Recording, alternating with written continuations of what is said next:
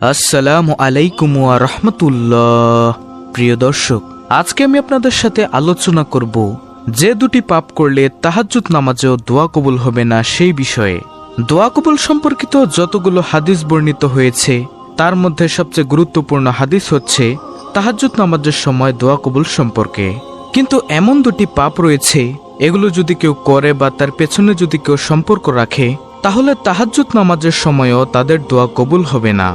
আমাদের মধ্যে অনেক ভাই বোন আছেন যারা দীর্ঘদিন যাবৎ দোয়া করছেন এবং বিশেষ করে তারা তাহাজ্জুদ নামাজের সময়ও দোয়া করছেন, কিন্তু তাদের দোয়া কবুল হচ্ছে না। হতে পারে এই দুটি পাপের সাথে তাদের সম্পর্ক আছে, যার কারণে হয়তো বা তাদের দোয়া কবুল হচ্ছে না।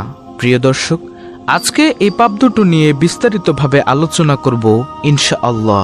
সর্বপ্রথম যে বিষয়টি নিয়ে আমি আলোচনা করব সেটি হচ্ছে তাহাজ্জুদ নামাজের সময় দোয়া কবুল সম্পর্কে যে হাদিসগুলো বর্ণিত হয়েছে সেই হাদিসগুলো নিয়ে।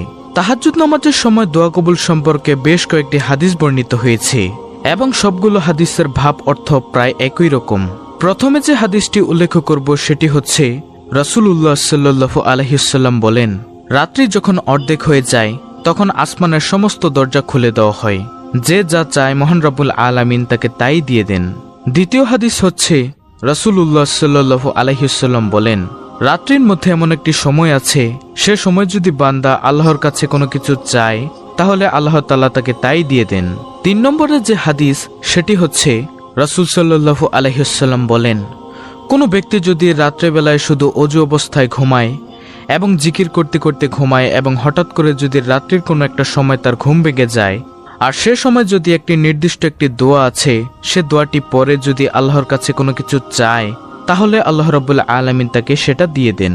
প্রিয় দর্শক, নির্দিষ্ট সে দোয়াটি আমি উল্লেখ করেছি আপনাদের সাথে এবং আপনারা চাইলে মুখস্থ করে নিতে পারেন। দোয়াটি হচ্ছে লা ইলাহা ইল্লাল্লাহু ওয়াহদাহু লা শারিকা লাহু লাহুল মুলকু ওয়া লাহুল হামদু ওয়া হুয়া আলা কুল্লি শাইইন কাদির।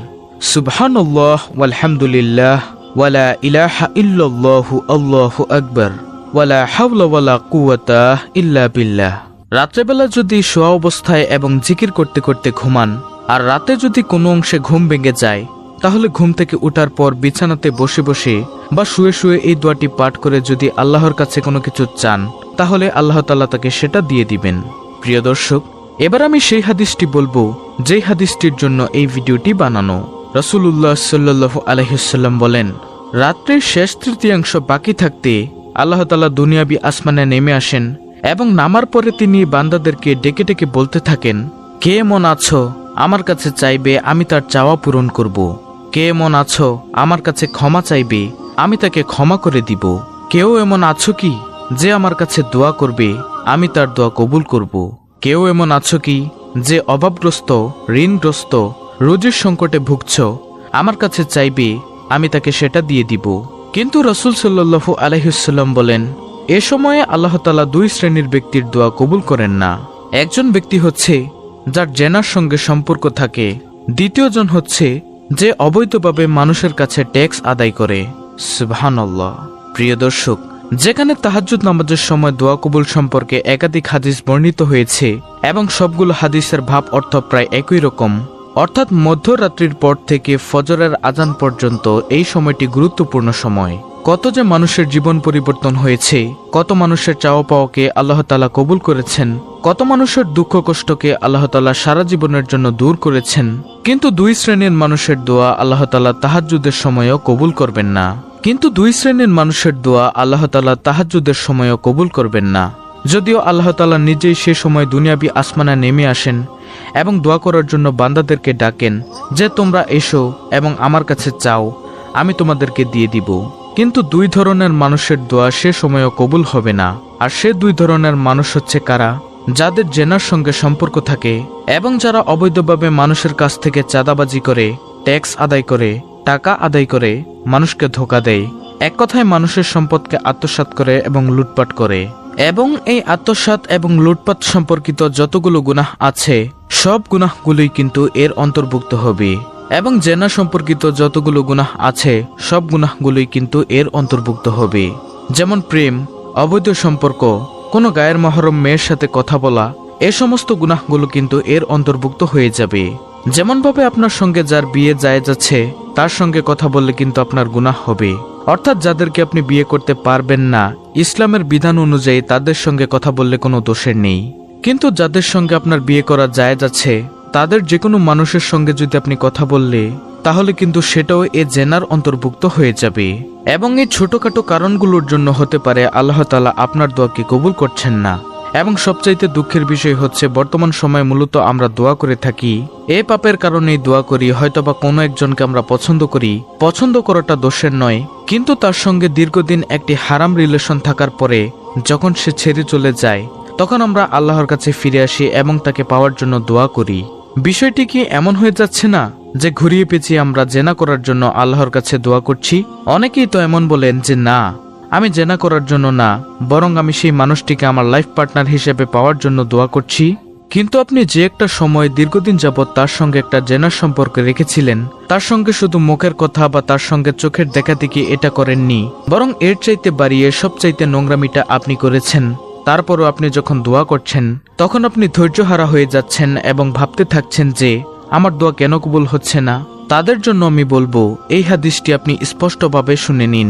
আল্লাহ তাআলা বলেছেন, যাদের জেনার সঙ্গে সম্পর্ক থাকে তাদের প্রতি এত বেশি তিনি রাগান্বিত হয়ে থাকেন, তাদের রিজিকের সংকট দিয়ে দেন, তাদের প্রতি পৃথিবীর সকল মানুষের অন্তরে নাফরাত দিয়ে দেন, তাদের দিকে আল্লাহ তাআলা সুনজরে ঘুরেও তাকান না। কারণ জেনা হচ্ছে পৃথিবীর মধ্যে সবচাইতে নিকৃষ্টতম নোংরা পাপ, যার কারণে আল্লাহ তাআলা সব সময় রাগান্বিত হয়ে থাকেন। এবং মানুষের সম্পদ অবৈধভাবে লুটপাট করা, চাঁদাবাজি করা এটাও হচ্ছে একটি নিকৃষ্টতম গুনাহের কাজ। আপনি হয়তোবা বলবেন, আমার জেনার সম্পর্ক ছিল কিন্তু আমি বর্তমানে সেই সম্পর্কগুলো ছিন্ন করে দিয়েছি, তারপর আমি দোয়া করছি। কিন্তু বিশ্বাস করেন আপনি এই সম্পর্কটা ছিন্ন করেননি, কোনো কারণবশত হয়তোবা হয়ে গিয়েছে এবং সেই সম্পর্কটা পুনরায় আপনি জোড়া লাগানোর জন্য আপনি আল্লাহর কাছে দোয়া করছেন। আপনি একটিবার চোখ বন্ধ করে চিন্তা করে দেখেছেন কি যে আপনি কি সেই কাজগুলো আল্লাহর ভয়ে ছেড়েছেন? উত্তর হবে না। আপনি কি সে কাজগুলো শুধুমাত্র আল্লাহর রাগান্বিত হন এই ভয়ে কি আপনি পাপগুলো ছেড়েছেন? ছাড়েননি। হয়তোবা পরিস্থিতির কারণে আপনি পাপগুলো ছেড়ে দিয়েছেন। খুব কম ব্যক্তি এমন পাওয়া যাবে যারা শুধুমাত্র আল্লাহর ভয়ে প্রেম, ভালোবাসা, অবৈধ সম্পর্ক, জেনা এবং পরকীয়া থেকে নিজেকে বাঁচিয়ে রেখেছেন। কারণ এগুলো থেকে নিজেকে বাঁচিয়ে রাখা খুবই কঠিন। যখন কোনো একটা মেয়ে কোনো একটা ছেলের সাথে কথা বলে তখন পৃথিবীর সমস্ত কিছু সে ভুলে যায়, তার কাছে তখন শয়তান চলে আসে, যার কারণে সে নিজেকে কন্ট্রোল করতে পারে না। তাই আমাদের উচিত হবে এই ধরনের পাপগুলোকে আল্লাহর ভয়ে আল্লাহর সামনে দাঁড়াতে হবে। এই লজ্জায় আল্লাহ তাআলা রাগান্বিত হন, এই কারণে আমাদেরকে এই পাপগুলো ছেড়ে দিতে হবে। এবং তারপরে আপনি সেই ব্যক্তিকে জীবনসঙ্গী বা জীবনসঙ্গিনী হিসেবে পাওয়ার জন্য যে দোয়া করবেন সেটাও কিন্তু শেষ করে দিতে হবে। কারণ দীর্ঘ একটা সময় ধরে আপনি আল্লাহ তাআলাকে অসন্তুষ্ট রেখেছিলেন, আল্লাহকে আপনি কষ্ট দিয়েছেন। কারণ পৃথিবীতে আর এমন কোনো পাপ নেই যেটা জেনার সমতুল্য। শিরক আছে সবচাইতে বড় গুনাহ, যুদ্ধের ময়দান থেকে পলায়ন করা বড় গুনাহ, তারপরও কিন্তু এটা নোংরা নয়। এই পাপগুলো একটি মানুষ করতেই পারে কারণ তার স্বাধীনতা আছে। কিন্তু পৃথিবীর মনুষ্য সভ্যতাকে টিকিয়ে রাখার জন্য যে বিষয়টা গুরুত্বপূর্ণ সেটা হচ্ছে বিয়ে, জেনা নয়, অবৈধ সম্পর্ক নয়, যার কারণে আল্লাহ তাআলা সবচাইতে বেশি রাগান্বিত হন। কারণ আল্লাহ তাআলা মনুষ্য সভ্যতাকে টিকিয়ে রাখার জন্য বিয়ে ফরজ করেছেন, জেনার মতো নোংরা কাজ করে সেটা করার জন্য নয়। তাই প্রিয় দর্শক, আমরা যারা দোয়া করেছি যে আমাদের দোয়া কবুল হোক, তারা অবশ্যই এই দুটি পাপ সহ যে পাপগুলো আপনি করেছেন তাগুলো থেকে বিরত থাকার চেষ্টা করুন। ইসলামের পথে চলুন, আল্লাহর দেওয়া আদেশ নিষেধ মেনে চলুন, নবীজির সুন্নাহ মোতাবেক চলুন। ইনশাআল্লাহ আল্লাহ রাব্বুল আলামিন আপনার দোয়া কবুল করবেন।